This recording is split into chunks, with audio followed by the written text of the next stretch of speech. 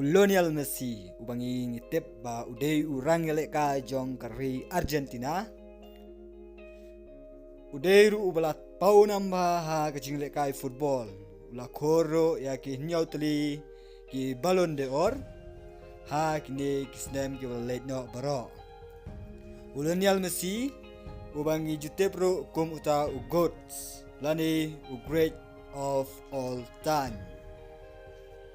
Lionel Messi lemba ki social media ulapan menaru ba unyale kailas ha kane ka FIFA World Cup arhajar par kabanlong hari kuartar kalong ke kabos ngusi ban yos ngau ba uklur yale kai ba paunam tam jong ka perthei barok kawai ba un syong thaj no hadin nda uladep yale kai ya kane ka FIFA World Cup arhajar par hari kuartar.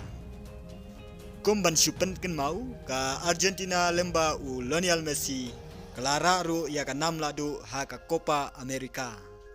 Hatu udang la ni banyo ya ka 6 ladu ha kani ka FIFA World Cup arhajar ar. Kani ka de ka sin ka ba khadu ba Messi unyale ya ka FIFA World Cup.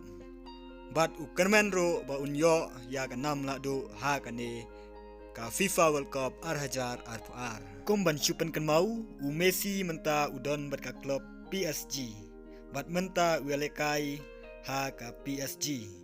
Messi ulong urang welekai ki babaro ki riu ya ka football ki ya bat ki sngotenat ya til hatu ha kani ka kenti ula ni ban pen seiso bat ban pen kemen ya ki fan ki nong kersan ki jong to mentang nya pai sya ka grup ya ka ba ka ri Argentina ka ba ka dei ka tim jong Messi ka don menta katkum ka FIFA World Cup kuartar arjar par ka ri Argentina ka don ha ka grup C ringkat bat ka Saudi Arabia, Mexico bat Poland.